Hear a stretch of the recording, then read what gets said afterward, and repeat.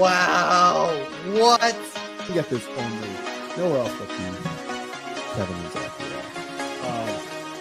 Kevin, I'm not going to lie.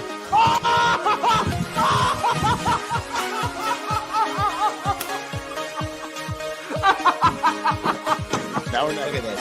A carved penguin. There it is.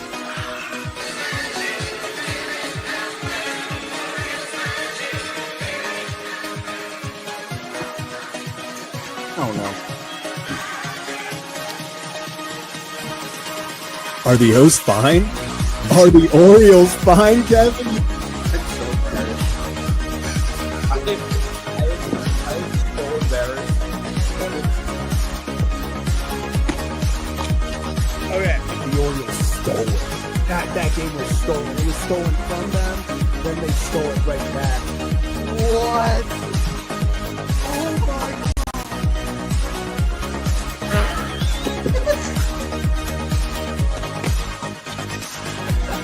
Wait, what's going on? What is happening? What is going? Was it a diving play? He bobbled the play. What is happening? Are they challenging it? No. Other wall. No. Kevin, I don't know what you saw, how much you saw. I've been chugging champagne. Sorry, I spilled a lot. But what a game, man. He will be the legendary Birdfish. How about that? Birdfish fans, stand up. We did it. What can I say? What can I say? What can I say?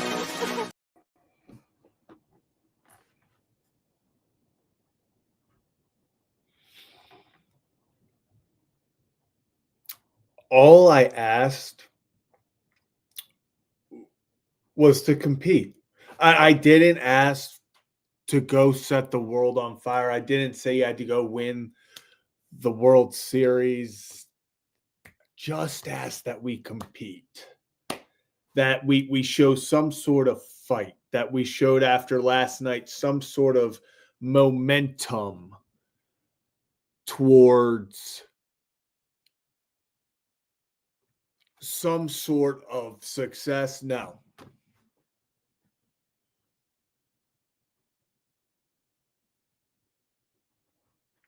$15-3. 15-3. What was it? 4 home runs in the first inning, 3 on the first 5 pitches. I mean, I hate to be this guy, but we're all watching the same team. The game was over 5 pitches in the game.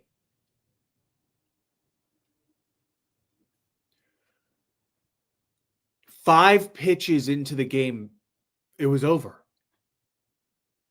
Like that's unfortunately what it comes down to. 5 pitches, I guess, like 10 officially because they did score 3 runs. So, this is it's bad. That was bad. That was another just completely deflating loss. The Orioles, you go in, you're coming off a brutal sweep against the Tigers. You have to muster up some sort of momentum. You go out there, you beat the Yankees game 1, you're back home.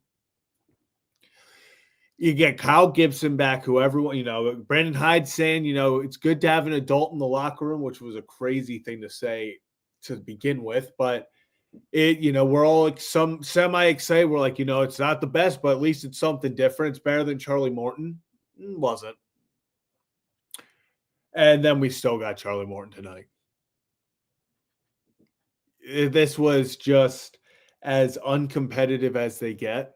And that's unfortunate. It feels like last year we kept talking about consistency, begging for some sort of consistency. We talked about how inconsistent it was. This year, it's like competitiveness or non-competitiveness is kind of the theme. Just not competitive. It's what we keep saying. It's not that they're losing, it's how they're losing. Being 11-18 is not the end of the world. I think the Astros started out like 9-17 last year. they still made the playoffs. So it's not like, okay, you're dead in the water, it's over. 11-18, definitely very, very, very less than ideal. But there are teams who have come back from it.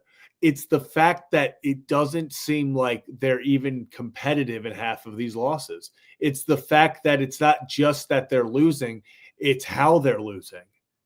And that's what makes it most frustrating. That's what makes it most concerning, is the fact that you can't look at the team. You can't look at half the losses and go, it slipped away from them. Okay, they're right there in just this one thing. And a lot of the losses, it was over before it even started. You can chalk this one up as well. Over in the first 5 pitches.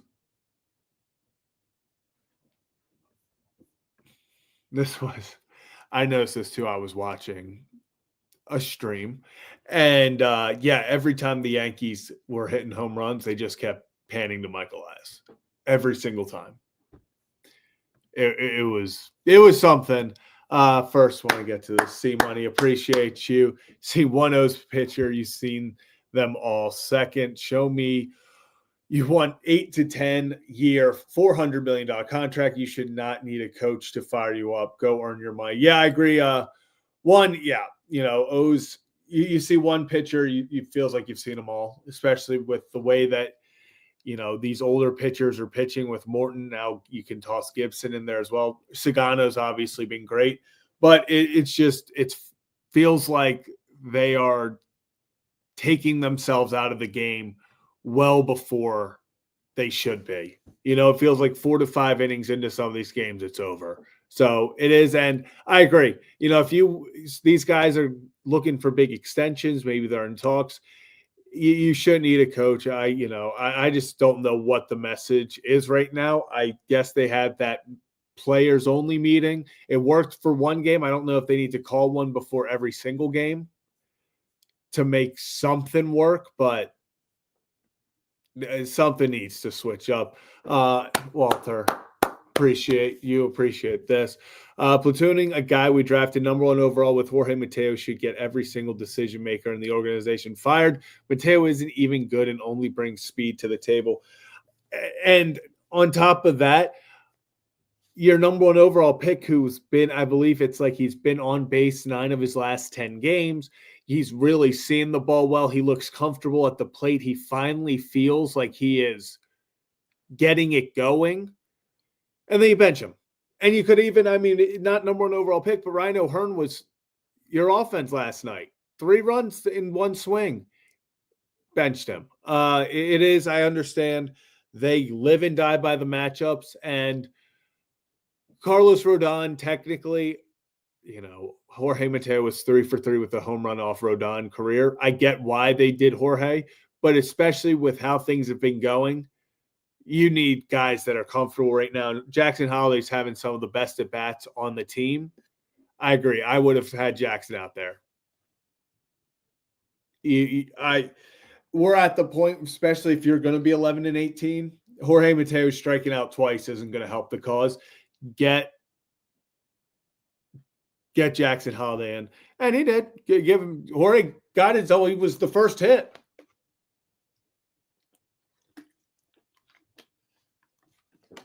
It was the first hit. So, he did something at least. Orioles also got 3s across the board, 3 hits, 3 runs, and 3 errors.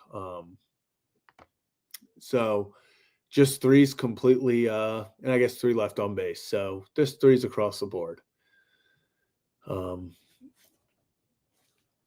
Just completely disappointing. Let's do we even want to look at the stats from I'm not even going to pull up the Yankees box score because it's disgusting to look at. But here we go. Maverick Handley got his debut, so that was cool. Besides that, Cedric Mullins 0 for 3, Heston Kjerstad with the walk and the run. Adley Rutschman 0 for 2, Maverick Handley 0 for 2. Gunnar gets the home run. It's the Chris Paul meme. It's like big 3 to take the score to like 30. It meant nothing. it was cool. I mean, if you bet Gunnar Henderson home run or something, if you had Gunnar Henderson in a bet, I'm sure you were ecstatic.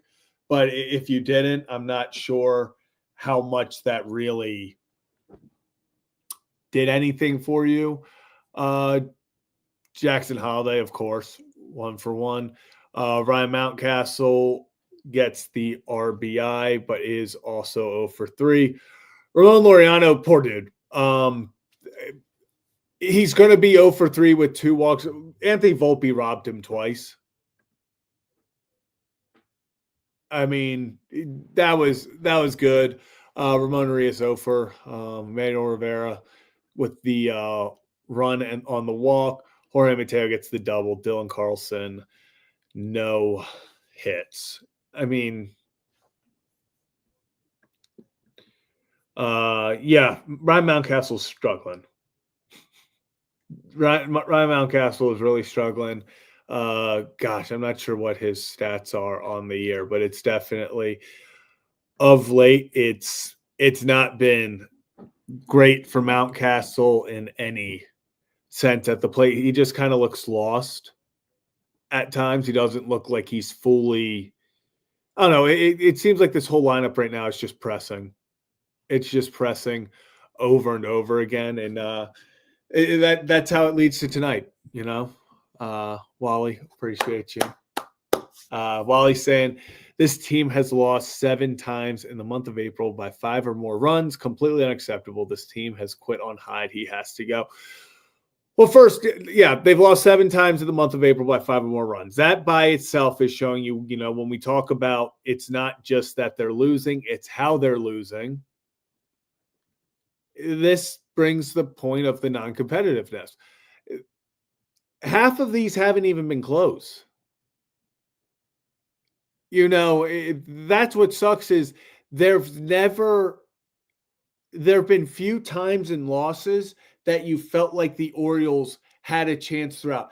The one game that Tomo pitched against the Nationals when they tied it up 3-3, thought they had a chance there, lose 4-3. Besides, like, when's the last time that they lost and you genuinely felt like, okay, they had a chance to win that one? It hasn't been many. If they're losing, you know, every game in the Tigers series, they hung around the 1. But besides that, it was a wash. 2 of the games were uncompetitive. I'm still, listen, with the whole fire Hyde thing, not going to sit here and be like, you guys shouldn't want him fired. There needs to be change. Something has to change. I'm at the point right now where I'm not sure the Orioles make that move on April 29th. You know, I'm not sure that they are going to feel comfortable enough doing that this early. But I agree. Something right now has to change or it can get ugly. And I don't want to say it could get out of hand because it feels like it's starting to get out of hand. And okay, so I know a lot of people talk about if they don't fire Hyde, you know, they're saying the season's a wash, it's a wasted season, all of that. Here's my only rebuttal to this, because I agree. I think that they need to make some sort of change. The only way that I feel like it would be, you know, firing Hyde would help this year is if you brought someone in from the outside. I don't know if promoting a Buck Britton, if promoting a Robinson Chirinos, there's no one on the staff right now that I'm saying, okay, he can help us go to the playoffs and win something right now. Unless they bring someone from out of the organization in, you know, like the Phillies did back in, what was that, 21? You know, unless they do that, I think it's going to be, you know, I don't know if promoting from the inside is going to really help anything about, you know, we need a new message, something like that. So if they fire Hyde this early, I would really prefer that they go with an outside guy. Moving on, let's talk about the pitching. Let's talk about the pitching. Kyle Gibson back. Welcome back, Gibby. Welcome back. 3 2/3, 11 hits, 9 runs, 2 walks, 2 strikeouts. It was bad. It was bad. Let's not sugarcoat it. 4 home runs. What did he end up giving up? 5 home runs total. It was bad. Just flat out bad. It really was. There was nothing that I can't even come up with a positive. It was just bad. Matt Bowman comes in, 1 inning, 3 hits, 3 runs, 1 walk, 2 strikeouts. Morton,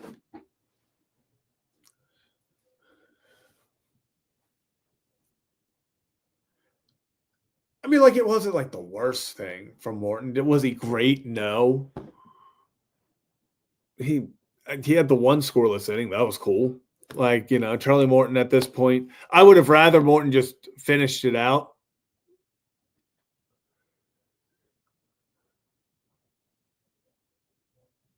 Like, I don't understand 2 1/3. I would just have him finish it out. But then they let CNL come in, gives up the 1 hit, the 2 strikeouts in an inning pitch.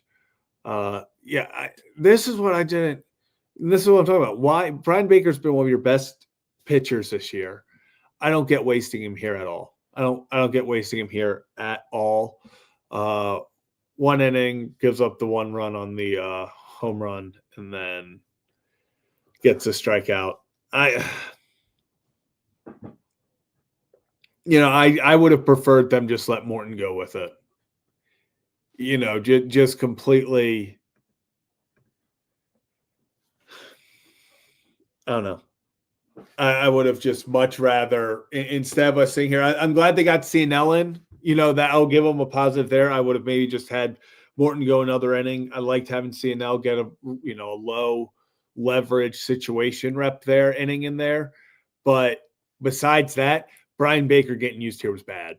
I don't like that at all, especially with him being one of your better guys right now. Why is he in a 14-2 game at the time? Like, I just those are the decisions where it's hard to sit back and be like, okay, we're making the right decisions. Like, oh, it's not just the players, because now Brian Baker, and maybe, he's warmed up 3 days in a row. Why was he warming up today?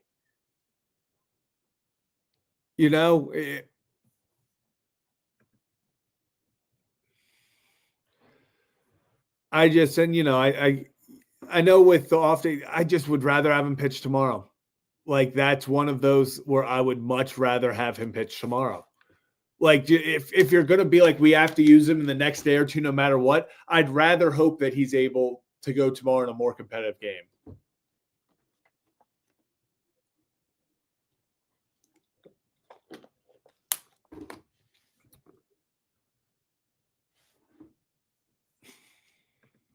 Mikey, first serious question. Assume we continue to play this way. When is the season officially actually a wash?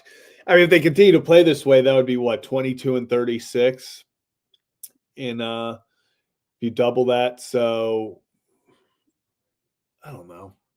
If they continue to play like this and it's non-competitive, I mean, if they're 15 games below 500 and beginning of June, I definitely think you have to have the conversation of what is the expectation this season.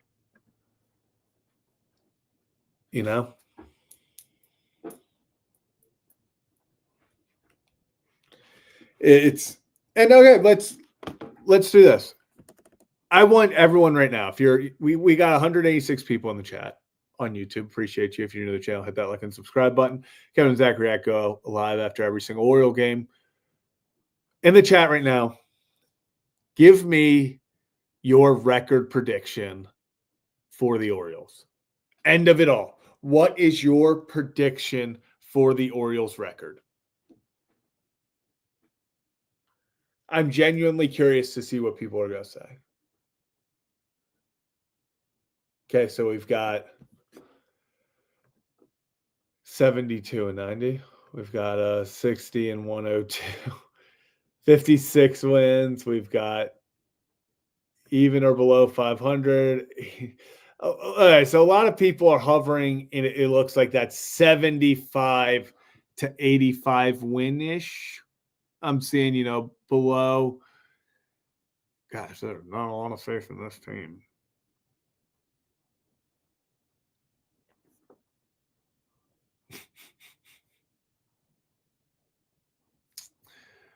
Yeah, I agree. There's a lot of. I think the highest win total I have seen is 83. I think 83 is currently the highest win total that someone has predicted. So, judging off that, I'm assuming you can put yes or no in the comments. We got a little bit of confidence. Gunnar Henderson's year, stand 87 wins.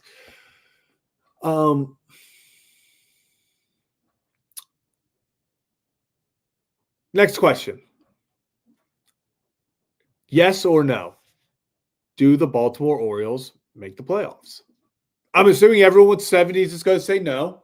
So I'm assuming you guys, okay. Here, I take that back. Not yes or no.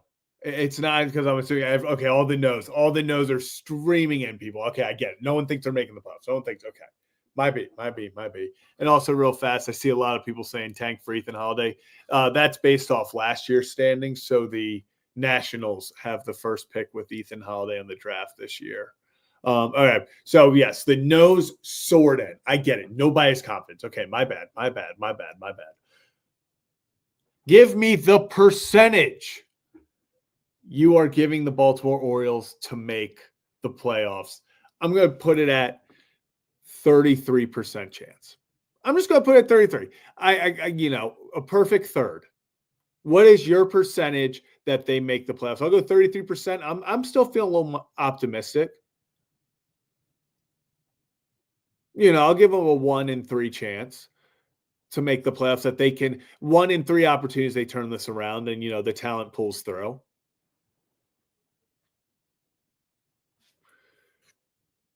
I'm saying Steve 40%. Hunter's saying 50-50. Okay. I'm like, a lot of people. All right, 45, 40. All right, so this is, we also got, some less confident people. 70%. And remember, this is all happening, this Orioles struggle while no one in the AL East is necessarily running away with this thing. The Yankees now have 18 wins, so the Orioles are falling behind quickly, but it's not like there isn't enough time for them to catch up. This is not completely a wash already.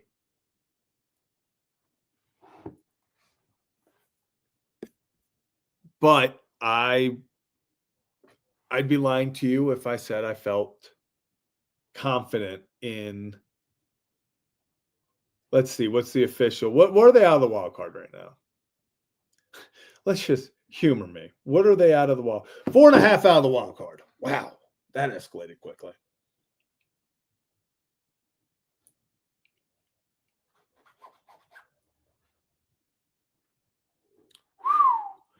Listen, this is getting out of hand fast. 4.5 out of the wild card.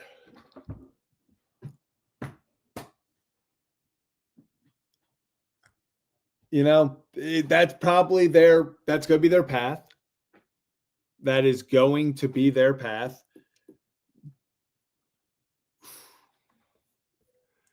And I agree with this. At the moment, it's hard to see. And that's what's frustrating, because it feels like, the main problem is they don't have consistent, I guess, top-end pitching right now. But even when they're pitching, the offense isn't doing much. They have the talent that offensively, I'm not going to worry that they're a lost cause, saying that they can't turn this around. I've seen pretty much every player in that lineup look better than they have at some point in their career, whether it looks like Jordan Westbrook was hurt. Maybe that was why he was 0 for 30 at one point. Probably shouldn't have had him back in the first place. You got guys like Charlie Morton. He shouldn't be starting anymore. It feels like there's all these problems could combined get you to 11 and what is it now? 11 and 17? 11 and 18. You combine all those, they can start chipping away at them. Morton not starting anymore is a step, but if it's replacing it with Kyle Gibson, if he looks the way he did tonight, I don't know how much of a step that truly is. This is where it can quickly spiral. If the Orioles lose, even if it's, 7 of the next 10, this can get out of hand pretty quickly. You can suddenly find yourself 8-9 games out of the wild card spot this early on. And yes, it is a marathon, not a sprint. I saw someone saying here, but you fall that far behind, even in a marathon, it can get pretty hard to catch up. So it just truly is as frustrating and disappointing as it comes. This is Kevin and Zach React. Hit that like and subscribe button if you're new to the channel. Go live after every single Orioles game, win or lose. Go bring on the other half of the channel, Kevin Ostriker. Kevin, it was an ass whooping. Yes, it was. And this is what I was talking about yesterday. I let them bring the joy back just to have this happen. And I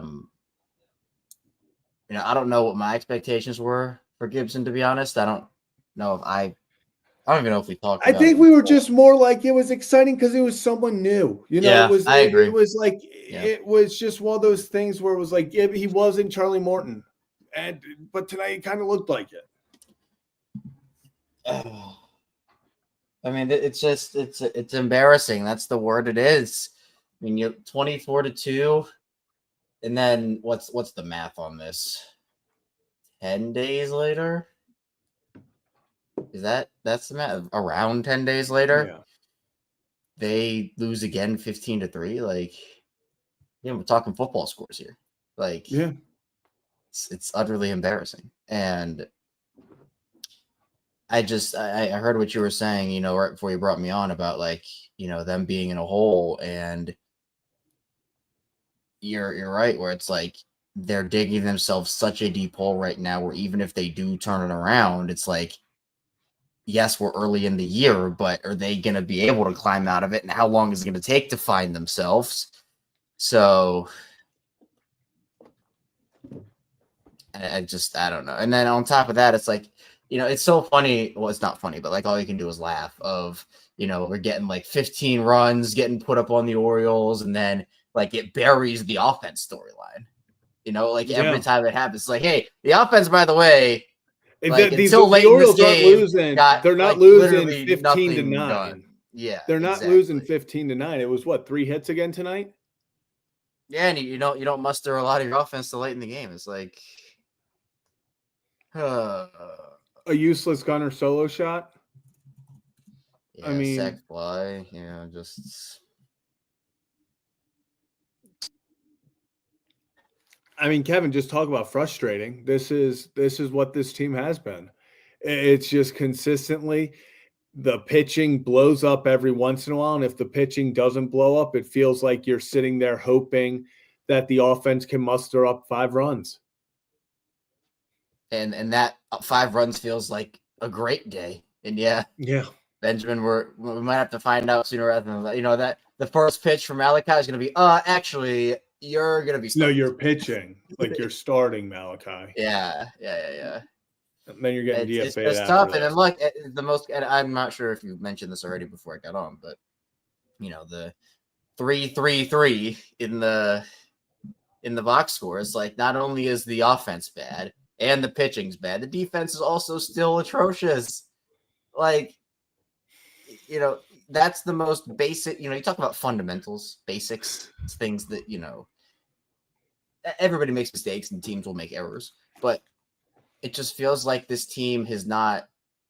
And I get some people are on the mindset of last year is last year, this year is this year. I know Ryan is a big proponent of that. That's something that I do look at last year. I do personally factor in. And look, if you do separate it, like I don't have a problem with how Ryan does it. It's just me personally. Yeah. I do factor in what happened last season. And because it's identical. That's the thing is it's not, it'd be one thing if it was comparing, apples to oranges, if it's like, oh, last year they just couldn't hit the long ball, but they were good this. It's the same thing. If they're not hitting the long ball, they're not scoring, and they get guys in runners, they get runners in scoring position like the best of them, but they can't get them in. It's the same thing as last year. That's why that's why I put it together. Because it's largely the same team as well. Yeah, which is difficult. So again, I don't if you believe that last year's last year and this year's this year, I don't have a problem with that at all. Like again, you're more than entitled to that opinion, and that's okay. Right? That's what this is, right? A space where everybody can express their opinions. Me personally, I do believe that there are concerning trends. Yes, we are now 28 games into the year, but that's kind of we were 14 games in a couple weeks ago. We were 21 games in last week, just in terms of 7 days in a week standard, right? But how long are we going to be able to say that? Yeah, that's the. It's coming to an end. It's coming to a halting end that I think we can use that excuse, Kevin. Genuinely, you are getting to call-ins. Let's do it. We'll do some call-ins here. Yeah, well.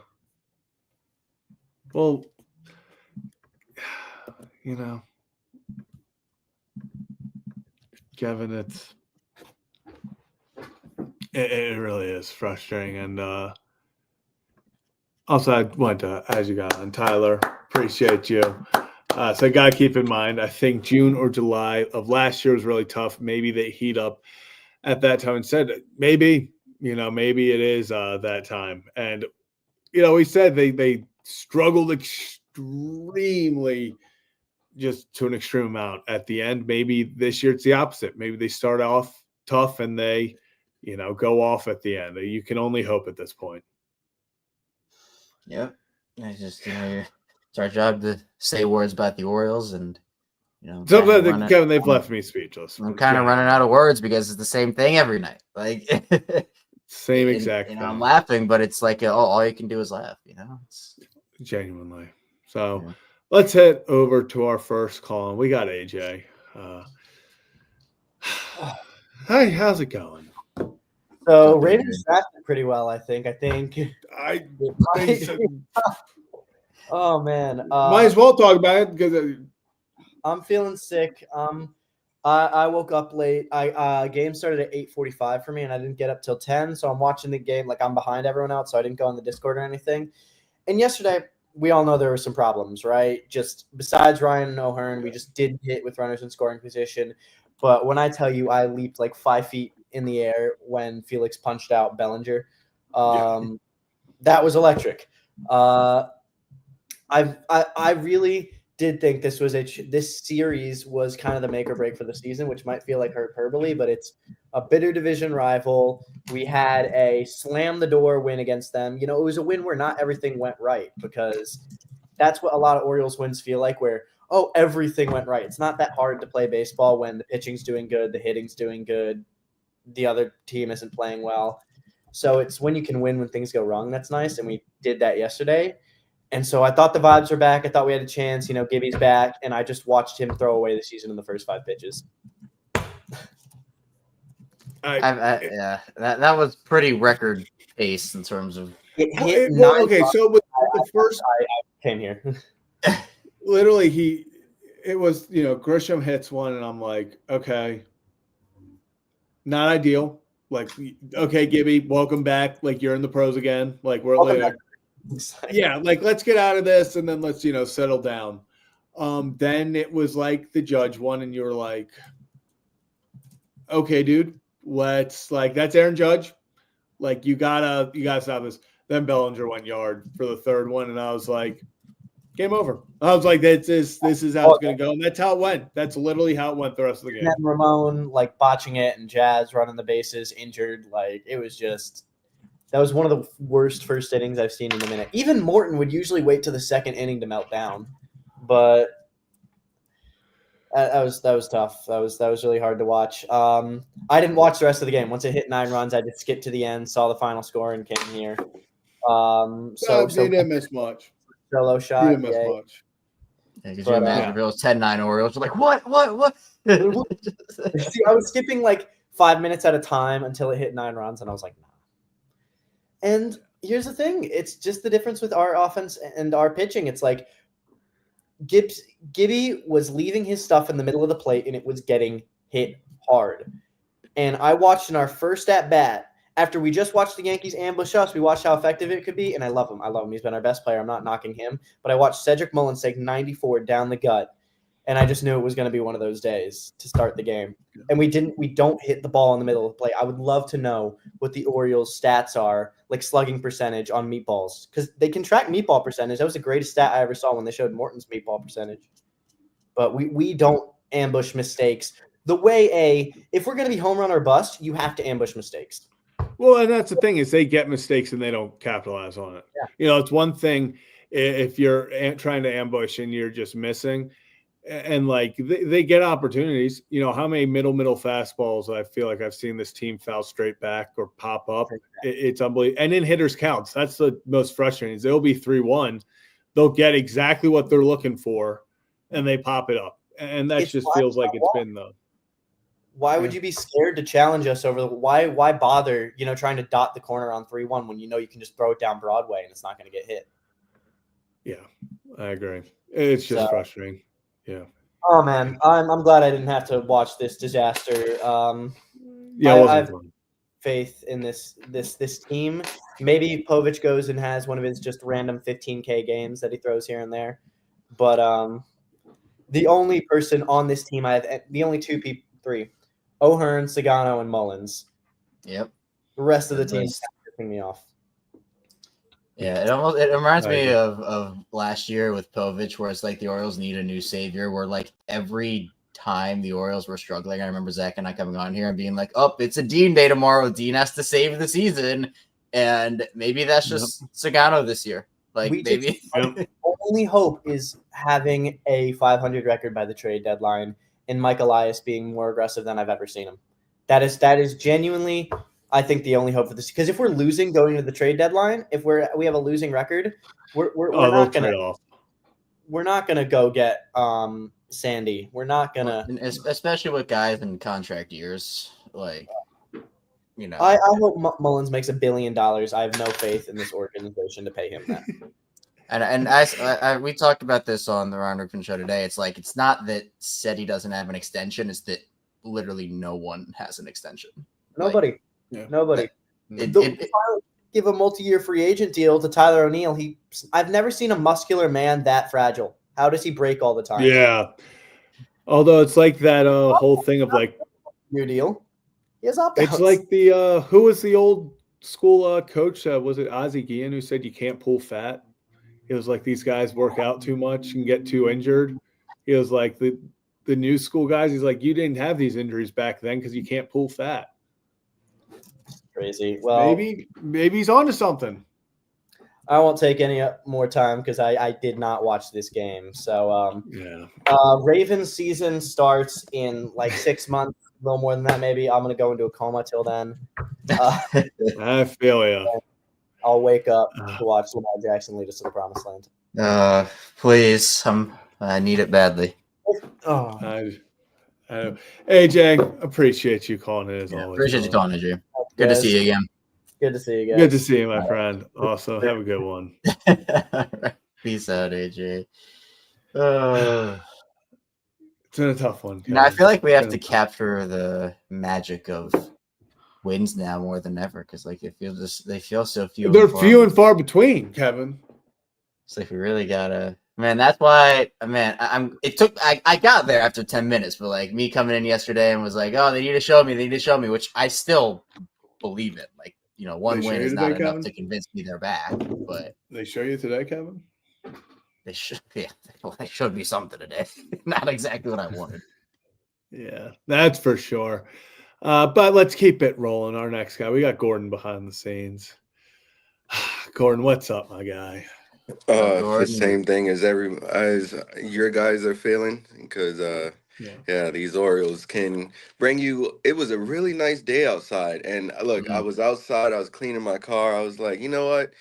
Man, it feels like summertime. We're back in the Orioles stadium. The ball, if we hit the ball, those pop-ups are gonna go 1,000 miles. Like they're gonna fly today. Like it was feeling beautiful, and then like I was at my niece's what you call it? She had like a performance today at her school, and I was like, oh snap, the Orioles game, and I was like, I knew I was like, it was when I caught it, it was probably gonna be like the fourth inning. I looked at it and I was like, yeah, let me put this back. That kind of just ruined my whole mood. I was like, yeah, oh, Orioles just do it again, just mood busters, huh? Never fails. Never fails. And you were uh, you Are you you on were mute? so philosophical with it in the chat last night. Like I never Yeah. believed in this team more after you said one loss starts the loss streak, one win Literally. starts the win streak, and it's true. But it You, just feels like they can't capture momentum. but I don't know. I feel like you can kind of throw this loss away. It's frustrating because you know, you never want to lose like this, but this is Gibby's first game back. And then like it sucks that Gibby had to have a game like this when we're all like discombobulated on every aspect, defense, offense, pitching. It's not like, we were, let's say 13 and 14 or 15 and 12, and Gibby came in and just laid the stinker like this. It's like everything, he had no room for error, and it sucks because this might only be an outlier game. He might come back next game and just Yeah. lock down and be like, oh, I hope this but is. it just feels like nobody can make mistakes. Like Yeah. this is professional sports, and I always say this. When you're a championship team, there's no time for my bads. I'll get it next time. Each time is the next time. We don't have time to say, oh, my bad, or oh, I almost got under that. If I almost hit it, if I was on top of that, that would have, like, we don't have time for that. You have to hit your pitches. You have to that's what you get paid for. Like, yes, baseball is hard, but you eat, sleep, breathe, that's your craft. You're great at it for a reason. You're in the majors for a reason. And I understand baseball is, you're 30% failing to say, which is a success rate, but it's like, this is what these guys do. And we've seen it at their highest, and it seems like we've seen it at its lowest. There's 29 other baseball teams that, are doing what the Orioles are supposed to be doing. Like we're no Yeah. different than anybody else. Like if there's guys out here that can hit the in the majors and lose the game 10-7, 10-4, and then come back and lock down like that never happened. It can be done. We've seen it happen with the Orioles, and it's like it seems like this team, and I'm not talking about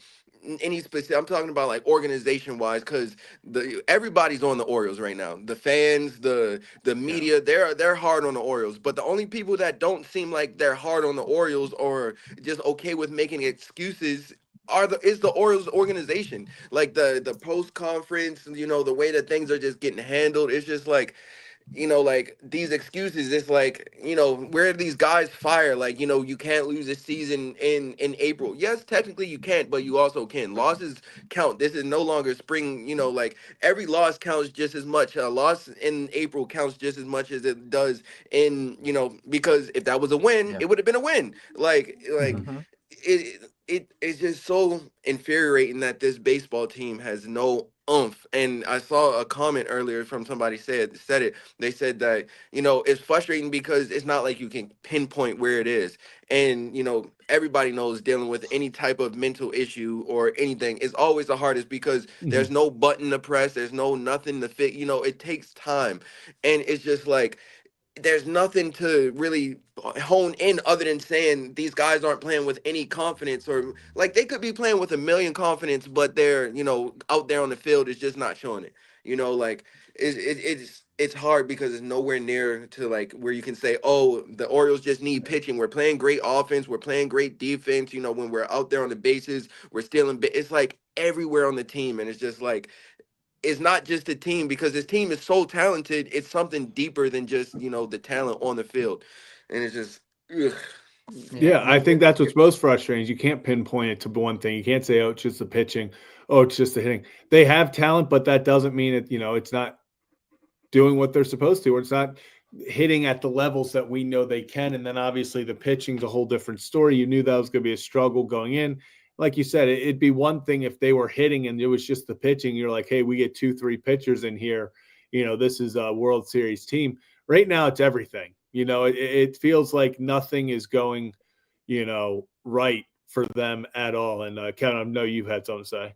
I was just going to say that, I agree with Gordon of like, even just expectations at this point for anybody that comes in this pitching staff is like they have to be the savior. And like it's not fair to Kyle Gibson. It's not fair to anybody that comes in and try. Like Brandon Young is another guy that like, he's new, he's exciting. And that's something we were talking about of like, it's just something different. It's not Charlie Morton, but it's unfair to place the weight of the world on these guys' shoulders because of the position that, Mike Elias put Brandon Hyde in, and Brandon Hyde puts the players in, and the players put themselves in. It's a top-down problem, right? I don't ever want to blame one individual for it. It is definitely a group thing. Now, how people want to distribute that blame, that's a different conversation of who you believe is more at fault than the other person, whatnot. But still, Gordon, you're right. It's like Gibson comes in.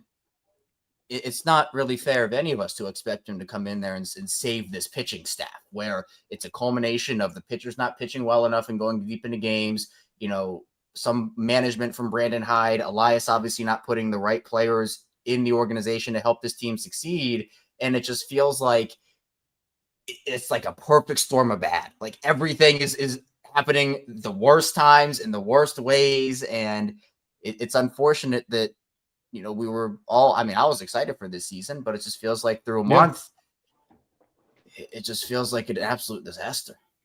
And it's like, it's just so heartening because we wait those 6 to 8 months almost. It feels like from off season, or it might be a little bit shorter. But and then this is what we do, and it's like it's like with this pitching staff. How much of that I wanted to ask y'all this? How much of that is on the catchers and the game plan itself? Because yes, pitchers go out there and it's like, like, yeah, we miss our spots, but why are we calling a certain pitch in a certain, especially if the pitch is not even there? Like how much is that on the catchers? Do you think with their calling, or do you feel like it's solely on the pitchers itself and maybe the game plan going into the game, the catchers and calling a game, or like what? I think part of it is on, game flow, game sense from Adley, Gary Sanchez, whoever. Ryan mentioned this when talking about Charlie Morton and his outing during the 24-2 game. It's like, when there isn't a full plan, and that both is on the catcher and on the pitcher. Like obviously Charlie has the ability, if he doesn't like what Adley's calling, to wave it off, say, hey, let's try this, let's try that. But, adding so many new pitchers, they're bound to be like, we should try this. And then, the pitcher's like, well, this is part of my game. And when pitches aren't working for guys like with Charlie. So I'd probably say that some of the blame definitely does fall on the catching. But at the end of the day, I'd probably say that it does fall more on the pitchers at that point. But it doesn't go without blame for the catchers. I'll say that. Yeah. Yeah. It's an organizational thing. I think analytically they rely on it a lot. I think the catchers are going very much off of analytics right now, which some pitchers like, some don't. I think it's a feel pitcher to pitcher right now. So I think it's a good question, because I think it depends pitcher to pitcher. I think some pitchers are like, hey, I'm rolling this, I'm going to run my own show. You can, hell, some pitchers, even with PitchCom, have their own PitchCom and they're the one calling it. Yeah. So, I think it is pitcher to pitcher at this moment, especially for the Orioles. Gordon, appreciate you calling in as always. Yeah, what you got? To end it, I want to end it on a good note, is that, the way the Orioles the way this Orioles team is, it's like everything is down right now. And all we need, we can literally turn it around with just spunk. Because once we get on a roll, it's so bad to a point to where it's like, it's not bad in the sense of like we don't have the talent. It's bad in the sense of like, we're not there. We're not playing for each other. There's no cohesion with this team. Like it's just down bad, like spirits wise. But like I feel like once that gets turned around, then the talent, once you get confidence, you feel like you can, take more pitches, you can be more aggressive, and it'll actually fall for you. And like it's like when you're going good, those bloops that are normal outs where or a defender makes a great play fall, like those things will fall. And I feel like all that does is just change, and then this team is just, and that could literally start tomorrow. Today might be the last game that the Orioles we'll probably mark tonight, and I really hope this and pray that this happens, is that we mark this day down and be like, this is when the Orioles hype and everything was here, with the Orioles being terrible and everything. And then all of a sudden we just go on a run, and then everything is great. And I still feel like that can happen. And it's like it's like the talent is not the problem. It's something deeper with this team. And once we flip that over, these chats and these streams are going to be so much better to have, and the feelings are going to be good. I'm tired I of hope feeling so. gloomy, and I'm tired of feeling down talking about the Orioles. I miss being able to talk with them and have hype and passion and be like, man, Gunner's on fire, Adley's on fire. Like, did you see this? Like, Felix is out. Like, I miss those conversations. I hate having conversations like this. Like, Yeah. it'll get turned around, but yeah. And I had some good. Well, I don't really want to say it good, but I ate something good last night too. So, yeah, I What remember you from eat? last stream. I ordered Buffalo Wild Wings. They had street Oh, that's tacos, okay. and their street Mm. tacos were the best thing ever. So, yeah, I wanted to tell you guys that because I know from last night we At had a least there was conversation. some happy news to come out today. Yeah, those Right. street tacos were amazing. But you guys be safe. Appreciate you Awesome. calling in, Gordon. Appreciate you, Gordon. Yes, sir. Awesome. Man, he's right. I hopefully they start winning, because we obviously we're here after wins and losses, but vibes are just so much Vibes Tired are of much losing. better after wins. tired of losing. That's for certain, Kevin. That's for certain. We'll head on to our next. Yeah, let's get it going. I think we got Laura up next. Hello, Laura. What does that tagline say? Yeah. I think you and I were on the same page if they needed to prove it. Hold on for 1 second. Alexa, volume 1. Because I went on to hockey after about 2 innings. I don't blame you. I don't blame you.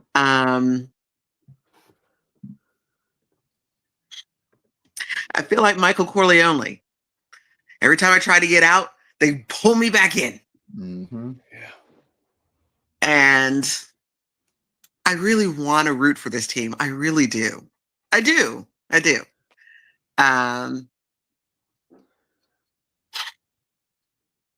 My problem is with Elias. That's who my problem is with. Okay. Because he knew Corbin was walking. Mm-hmm. He knew he needed to get some pitching help in here. He's really just relying on this young core. And I get it. The Orioles, because of their years of not doing well, have been able to draft well, have been able to have, at least at one point, had a solid minor league system that he has now tapped into and appears to have drained, in my opinion. Yeah. And he's relying on these young kids to basically just come out here and out hit everybody. And they're not doing that. No. Like I said in the Discord, they're not the Dodgers. They can't come and out hit everybody. Mm-hmm. Yes, Yeah. The Dodgers won the World Series with 2.5 pitchers wrapped in bubblegum. We don't even have 2.5 pitchers. We don't. Yeah. We've got Sagano. We had Eflin, but he's out. Yeah. Dean, maybe. You know, I mean, granted, yes, Gibson came back, and apparently we all thought that he was, the second coming, and we saw how that worked out. And I'm really trying to say, well, it's his first outing. Maybe he'll settle down. Maybe 22.09 ERA. Yeah, that's not great. Nope. 22.09. Yeah. I mean, I just really got nothing there. I mean, everybody wants to try and fire Hyde and do this and do all that. And like Gordon was Hyde saying, could be the scapegoat. it's from the top down. I think even Kevin said that. It's from the top down. Yeah. Yeah. It's sad to watch. It's really sad to watch. And it's extremely frustrating. Yeah. It's hard to be an Orioles fan, It's tough right now. That's for sure. And yeah, right now they can't out hit anyone. They're not going to out pitch anyone. That's for sure. It's just, it feels more and more depressing as the days go on. Yeah. And one or two wins isn't going to change that. Like, they have to prove it consistently.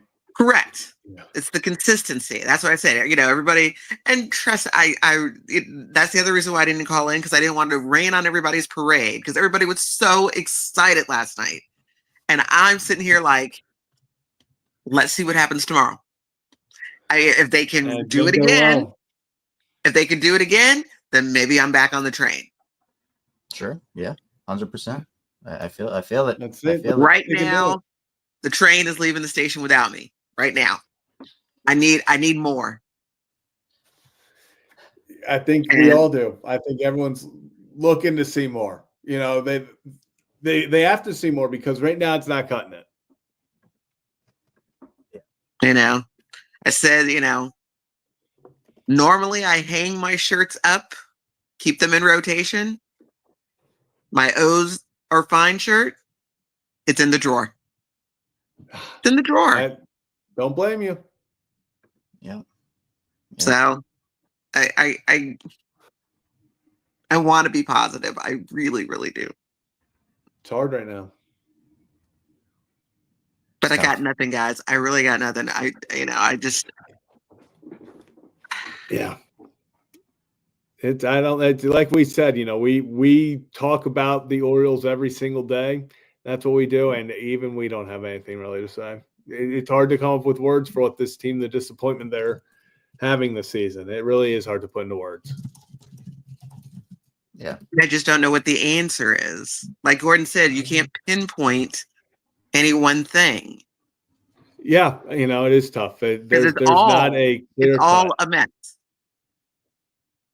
Burn it down and start all over.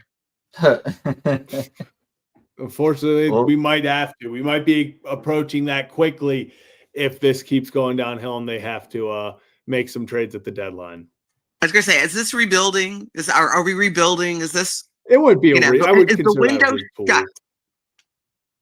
It's closing. As long as they have Gunnar in them, if they trade Seti and all of those guys, the expiring deals, they just have to. I think it puts them back, but I think they still have a chance with this young crew. If they get, if they trade off at the deadline, then they move on to some new GM, coach, and they just give someone else hey, you have this young core of Gunnar, Adley, Jackson, Westberg, go spend, do whatever, then I think you have an opportunity. But you can't be like, okay, we're going to trade off guys and then rebuild through the draft with this group. That's not going to work.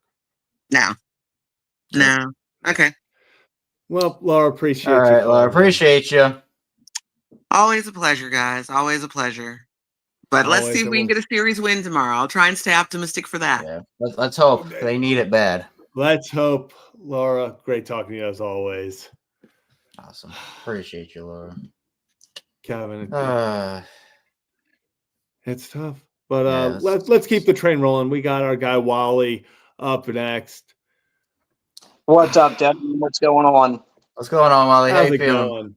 Oh, man, I'm doing. Yeah, here's the thing. I was at the game last night, and when they brought Felix in the ninth, they turned the lights out. He's coming in.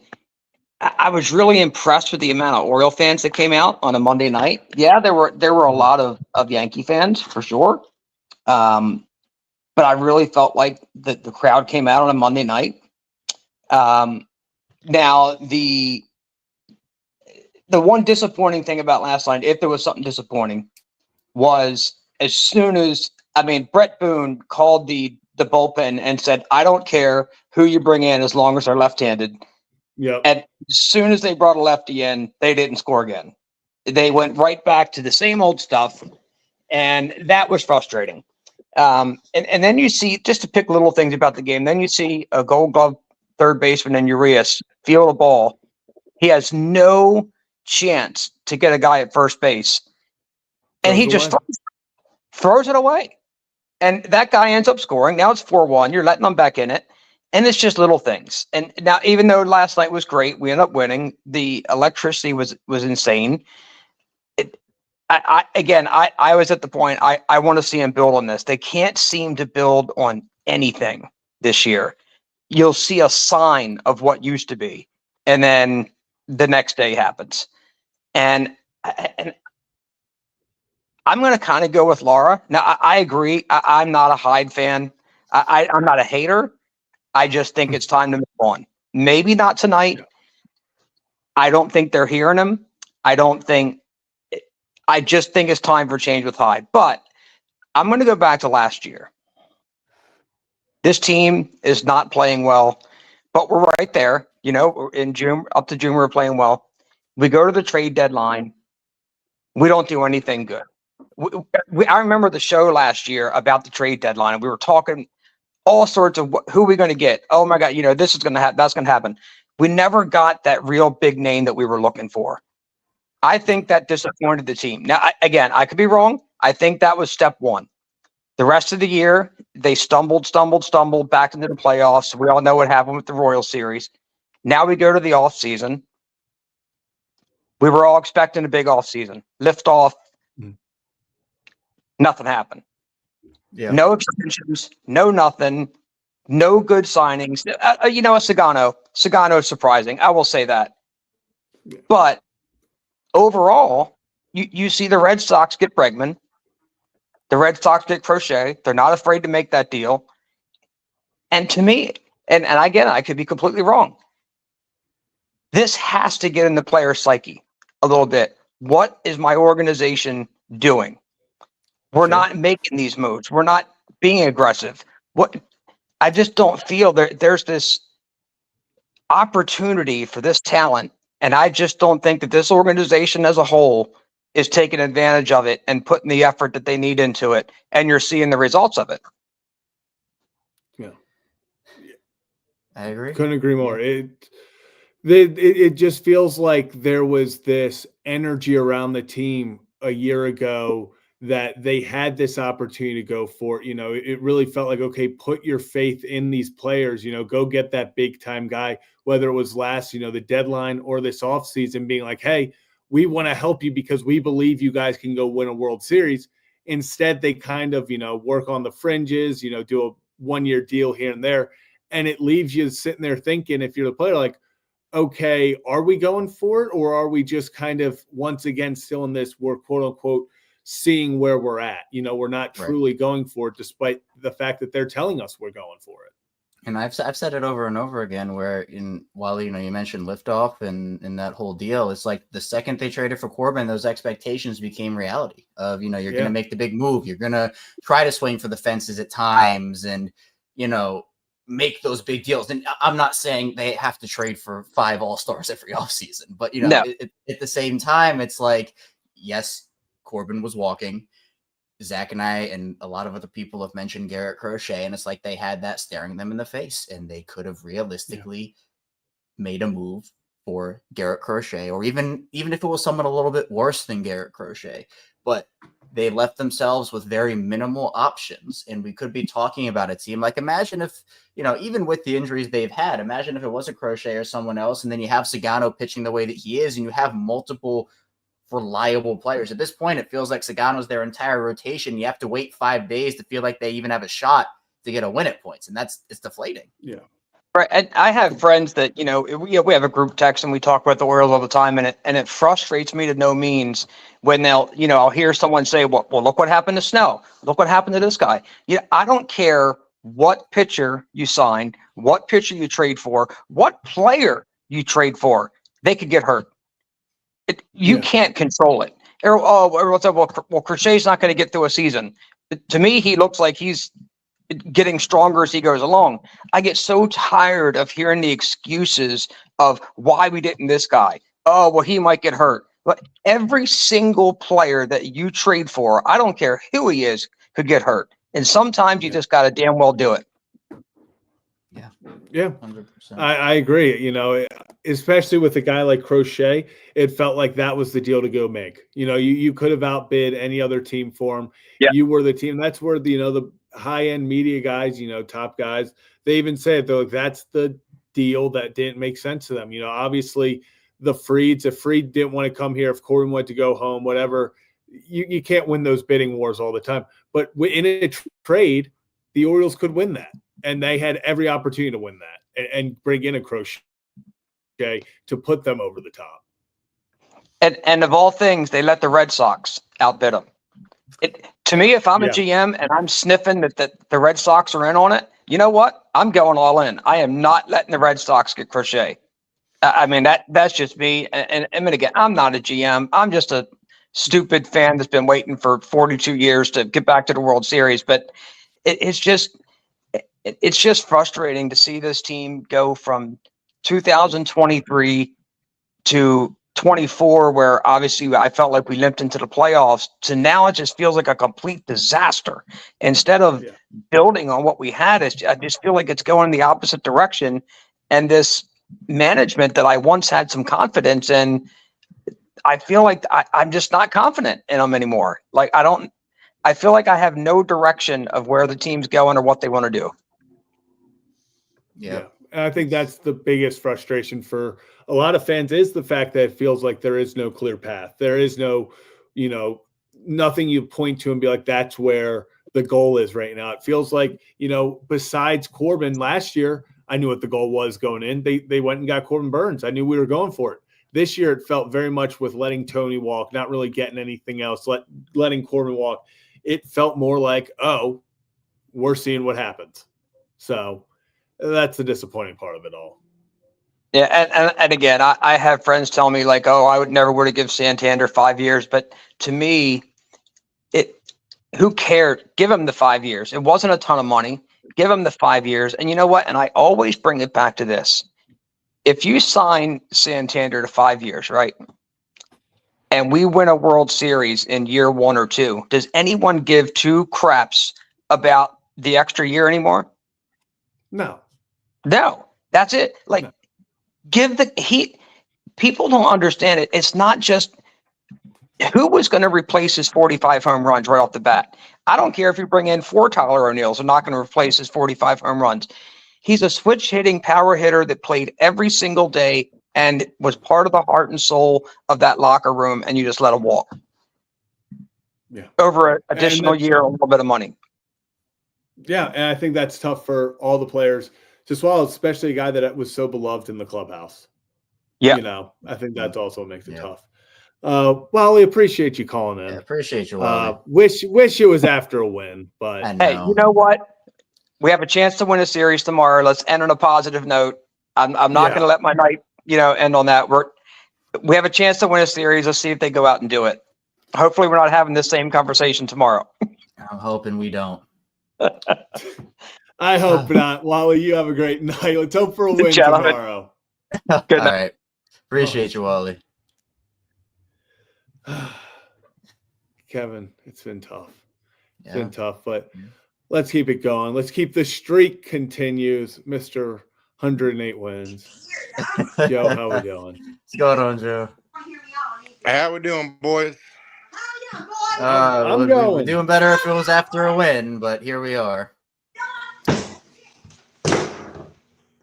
How are you doing? We're gonna make it quick. That was a rough game, and we got the rough day at work. So Sorry to hear that, man. tomorrow should be a better day. Good. Tomorrow should be a better day. Better day. Hopefully all around. And let's beat the Yankees and call it a series. And, you know, if they're able to take a series against the Yankees, I know it would feel well, it feels good if you take a series against the Yankees, man. So hopefully they can get it done. Let's hope so. Yes, sir. But we're going to close the month out strong. Hey, you know, we're all rooting for you over here, Joe. You know that. Yes, sir. You got to play the game. Yeah. Agree. Not a fun one tonight. Hopefully they can get back on track tomorrow. So here's hoping, because they need this one. I guess especially against the Yankees, they need it. So let's end the month strong, get a series, and we'll move on. Yep. Hey, can't if they don't lose 55, they can still win 108. So that's right. Till we get to that day, Mr. 108 is alive and well. That's right. There's hope. Awesome, Joe. Anything else? That's it, man. We're gonna call it a night. Yeah. Well, always appreciate you calling in, man. Have a good one. Streak lives. Streak lives. Streak lives. Almost didn't because I didn't see the notification, but you know. Oh. Huh. That's. I was busy. YouTube's acting funny, I think. I was busy. Reasons. I wasn't by my phone. Oh. Yeah, but even so, I just think YouTube is acting weird as well. But glad you got the notification. Glad you called in. And hey, man, I'll see you back here tomorrow, all right? Same bat time, same bat channel. Yep. Let's do it, man. All right. Appreciate you, Joe. We'll talk to you later. Yep. Yeah. Zach is waving his hands. He abandoned me. Yeah, my bad. Computer died there. See, And I can't. I don't have the app to pull myself on. So while you're never beating the allegations. You are never beating. If I was, then why would I just leave? You see, now I'm over here on the phone. All right. Well, now I'm running the show. So let's get to our last call in here. It is Sam behind the screen. Let's bring him on. Sam, what's up? Are you there? Yep, I am here. I'm currently driving. That's why my camera's off. But boys, how y'all doing? About as good as you can after witnessing something like that. Yeah, that was certainly something. I'm not gonna lie. I watched the first, I think, 5 batters, and I kind of was curious to see if, the guys could do something offensively within the first 2 innings. And of course, that was wishful thinking there. So I just turned it off and went and saw the account. I went and saw the accountant too with some friends, and that was a much better night to say the least. But yeah, so the funny thing is, while I was watching the game, the first inning, I was thinking to myself, man, how funny would it be if he gave up a bunch of home runs in the first inning? I didn't say it, I thought it.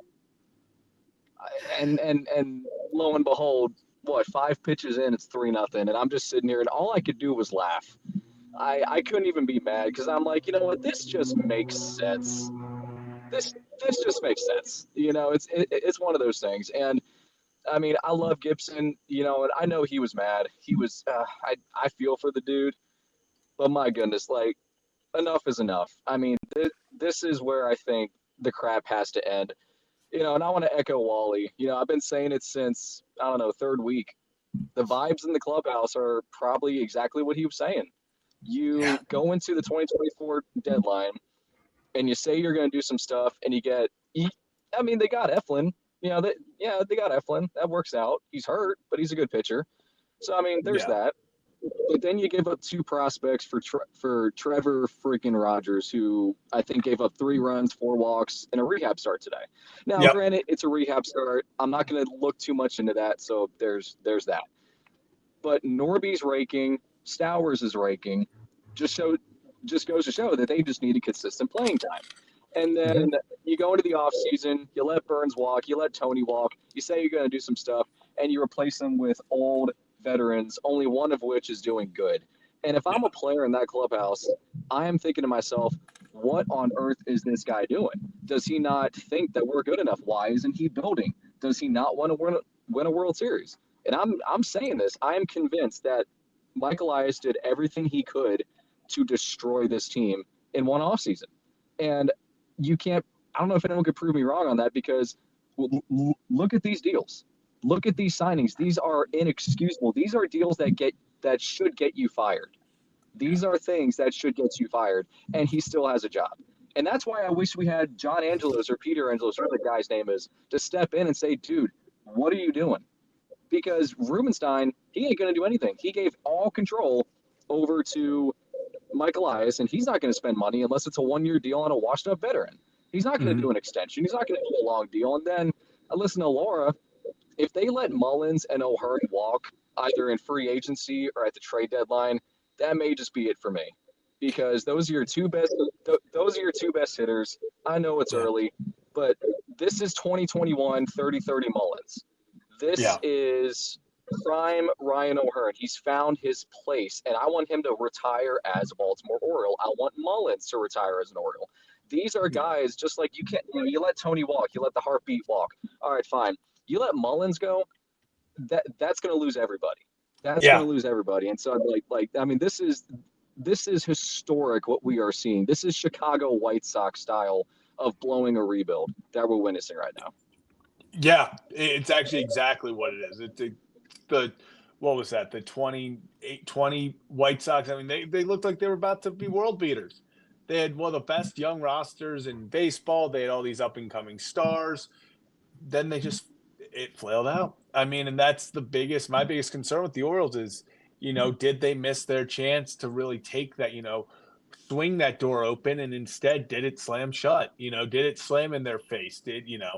Can they, get back to where they are? I hope it is, as much as it's like, injuries happen. I do hope if you can get Bradish back and he is healthy, if you can get some of these guys back, maybe it's not this year, but you can still semi-compete with this core. I still think this is a talented core. I don't know if Elias and them are the guys to build around it.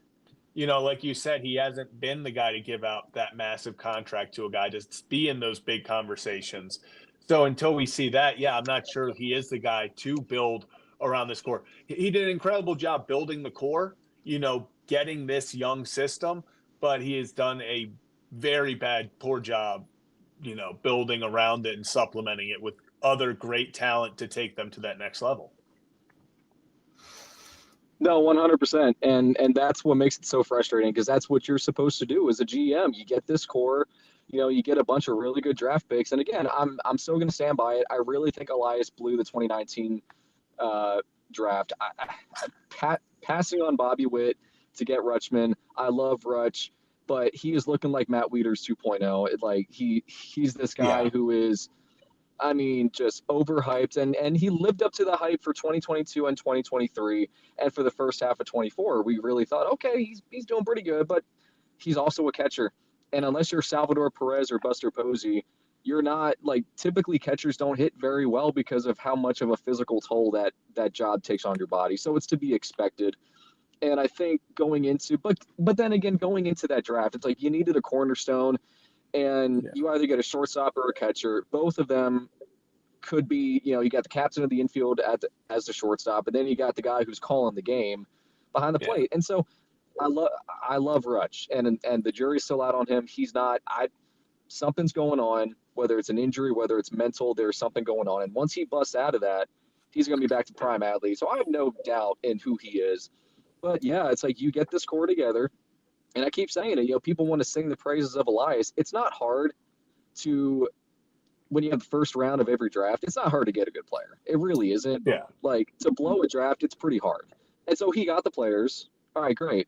2022, I don't blame them selling at the deadline. That made sense. It's like Mancini was probably going to go anyway. Jorge Lopez, they got Povich and Cano in that deal, so that works out. 2023, again, the liftoff thing. I didn't expect them to make a big splash in free agency. That was actually expected, that they were going to sign a couple vets, because it's like, okay, 2022, we saw the beginning. Now, can we actually continue this? And then they did. And then you get Burns. Okay, we're serious about this, and then nothing. It's just, Like, this is textbook how to blow a rebuild 101. But at the same time, my hope is that this is 1 year. And again, the hope is that he's gone after 2025. The hope is that he's gone and you get someone else who's competent and knows what he's doing. Yeah, at least is going to be active in free agency or, make maybe better trades. And it is, one of those things. He did get us to this situation. The trades in 22 obviously brought you Cano and Povich, which have been massive parts of the success as well. But, it's more frustrating because you've seen him go get burned. Like you've seen him go grab that top guy. So you're not incapable of it. It's not like you've never done this. You've gone and gotten burned. Like you went and got the big fish to go supplement to take the team to the next level. Go do that again. Because if you do that, if you keep doing that, eventually it's going to hit. It's something, it's going to give you a better chance than you sitting back here and letting a lot of these guys waste away in AAA until their value shot, like a Stowers and a Norby, where at one point you could have gotten a guy like Crochet maybe for them, but instead you get a Trevor Rogers. Right. Yeah. Yeah, 100%. Yeah, but, again, it's just, obviously this is, you can tell, I promise I didn't rehearse this, but it seems like it's coming out it's just rolling off my tongue.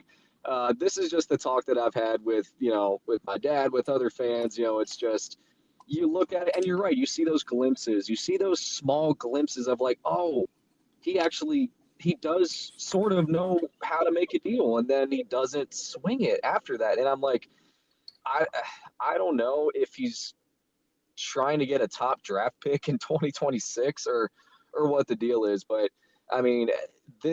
this is so mind-blowing. I'm almost questioning if he's being paid. Is this the 2025 Black Sox scandal? This is what it looks like. It literally looks like he's being paid to throw away this team. And I think that's what makes it so frustrating because, I'm only 26. And so I've seen some playoff runs. I've seen those teams that were deep and could have done it. They didn't. It's okay because you saw the rebuild, you saw what they were doing, and you had hope. You were like, okay, we got some really good guys in that system, and we graduate them up. And it's expected to, drop in rankings. That's just what happens when you get players up. And then you look at who we got behind us, and I don't know if the guys coming up later can be who we've already had. I just don't think they can. Yeah. I hear you. Yeah, I think they are in a very big crossroads right now. Something's got to get figured out fast here, and you just have to hope that they can salvage this. If not the season, this core. And continue to build something off it. Because the worst thing, my biggest fear is this turns into another Machado, Weeder, Scope situation where you felt like you had this incredible core, and you just eventually get nothing out of it. Oh yeah, that one hurt. That hurt when all that crumbled. That was rough. But I guess the good news that's coming out of this is that this is getting national sports media attention. It's on. Yeah. I don't know if it's on Foul Territory. Ken Rosenthal is writing about it. You got Ben Verlander has tweeted the same thing every day for the past week. 7 times.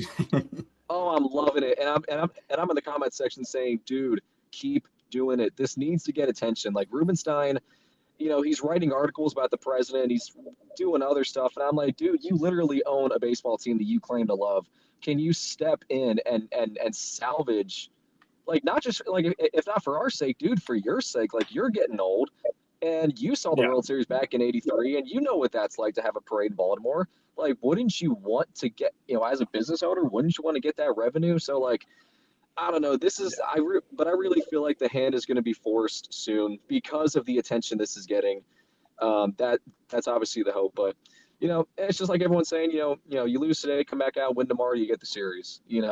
This isn't a bad team. They just need to get their identity, and once they find that identity and they get their stride, I really think there's no stopping them. But they just got to get there. Yep, I'm with you. Awesome. Oh, yeah. Well, all Sam, right. appreciate you as always calling in, man. Hopefully they're able to take the series tomorrow because it's an important one. they have any hope of Absolutely. climbing out of this hole, taking 2 or 3 against the Yankees would at least be a start to that. So appreciate you calling in. It's Appreciate your passion. It's And Kate Povich. Yeah, he'll be good. Yeah, good to see you yeah, guys. I'm hope they need something. So, Yeah. man, awesome. Well, we'll talk soon, Sam. Appreciate you. Appreciate you, Sam. Night, guys. All right, night. Boom.